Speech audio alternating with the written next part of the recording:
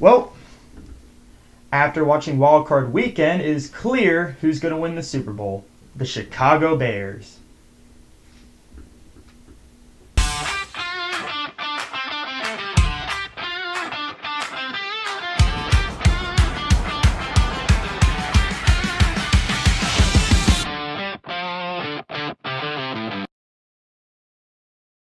Hey, what is up, guys? If you're new to the channel, my name is Hunter, and welcome to the Great Sports Podcast. Now, there is a lot that happened Wild Card Weekend.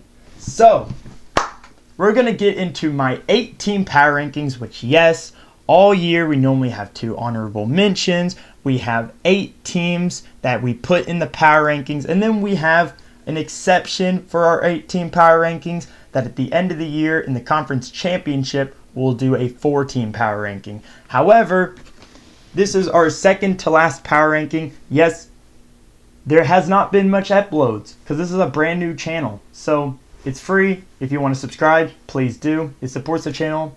You don't have to. It is totally up to you. All this is free, okay? I don't get paid. Nobody gets paid from this channel. It is a free to watch. I'm just happy to have your support, and let's get into the power rankings. At number 8, we got the San Francisco 49ers. The 49ers, they just played a game that was set to be a situation where whether the Eagles or the 49ers won, they would not have had the team to make it that far in the playoffs. Christian McCaffrey is not clicking for them in the playoffs, and they have proved that they are they are struggling with clock management when it matters. Because here's the kicker. I understand that the 49ers going into the playoffs already had their struggles, especially with the Rams game, as we've talked about before. However, the Seahawks are just too good of a team to lose this game. I know that the 49ers proved themselves against the Eagles, but in my opinion, the Eagles have been struggling so much that really, if you think about it, those were 2 teams that were destined to not make it far, in my opinion. So, I just don't see the 49ers going far, especially with Brock Purdy. He can't manage the clock. I know I just said that, but he just can't throw consistently. There's been too many calls, like too many passes that have gone back to him and he got lucky on. So in my opinion, I have them at rank number 8. If they beat the Seahawks, I give up. And honestly, I won't even know what to say to that because that is just unexpected.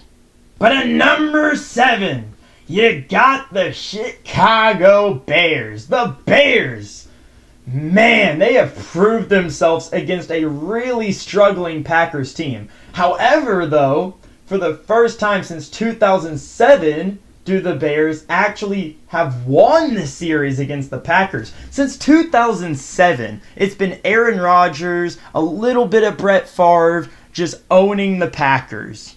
They have not had an actual winning record on the Packers, except for this season. They went 2-1, and finally they broke the chain. Man, that must feel good.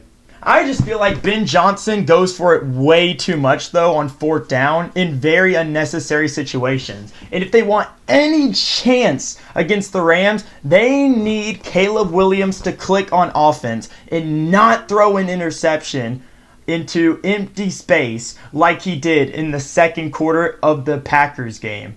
Hopefully for the Bears, if they can sell out their stadium massively, because again, that stadium was packed. It was a Packers-Bears game, but it was lopsided with the amount of Bears fans that showed up. So shout out to the Bears fans. They showed up that game. Maybe their home crowd can get them enough to get them some stops on defense, because they struggled on defense against the Packers. But for now, I have them at number 7. Let's see if they can prove me wrong. But at number 6, you got the Denver Broncos. I understand that they haven't played a game yet, and I know I'm ranking them super low compared to last time. and I'm already moving them down to number 6 on my list.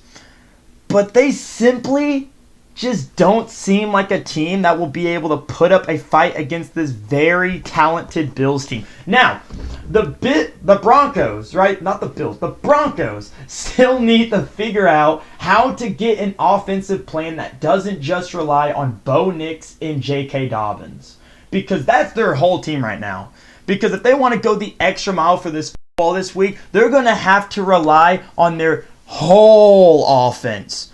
They're going to have to spread the ball around if they want to win in a non-one-score game situation. They have to play 4 full quarters. I'm very happy that they're in this situation where they have to play 4 full quarters like any other team has to. Instead, they've gotten an easy schedule so far where they can consistently squeak by these games with their Broncos, Devil Magic, whatever they have. So for that reason, unfortunately, because everyone else are so freaking good this year, they are number 6 for now. But at number 5, you got the Houston Texans. Props to the Texans, man. They were tested with a very mid-Steelers team, with the media kind of even leaning for the Steelers. There were some reporters that were actually kind of leaning towards the Steelers. I am really freaking happy that the Texans were able to get that pick 6 on Aaron Rodgers as a Vikings fan. To send him off and out of anyone to do it, it had to be Callan Bullock, who has not been consistent on defense this year for the Texans, and then he comes out of nowhere and gets a pick 6 on Aaron Rodgers. CJ Stroud had an electric game, throwing for over 200, actually on the dot, 250 passing yards, and he went 1 for 1 on his touchdown to interception ratio, which is not good, but those yards, that's a lot of passing yards. You spread the ball around. He had a costly interception. However, lucky for him, they had a very high-performing running back. Props to this team for all they did. But the star of the show was their insane defense, who woke up and said, we don't need no offense. She don't love you no more. Now come on! But overall, a great performance for the Texans. And honestly, I think they have a great shot at the Patriots this weekend. Call me crazy, but they might go far.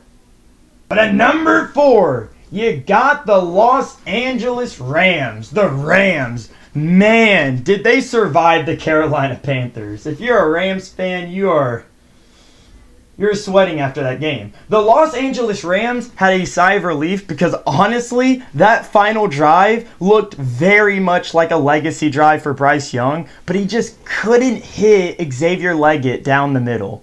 To be fair though, Matthew Stafford had once again led an offensive-like drive against the Panthers, and Puka Nacua looked like he had found his ground again while catching for 111 yards for only 10 targets.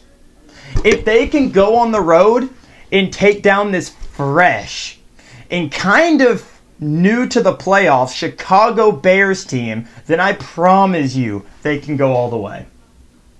But at number 3, shocking, I know, you got the New England Patriots. The Patriots struggled against the Los Angeles Chargers, which I didn't stream that game. But the Chargers had to travel literally the furthest distance out of all the teams in the playoffs. Literally there's no further distance they could have traveled in the playoffs. They could have played any other team in the entire league. If every team in the league was to make the playoffs, they would have had to travel the farthest distance to go to Foxborough and take on the Patriots.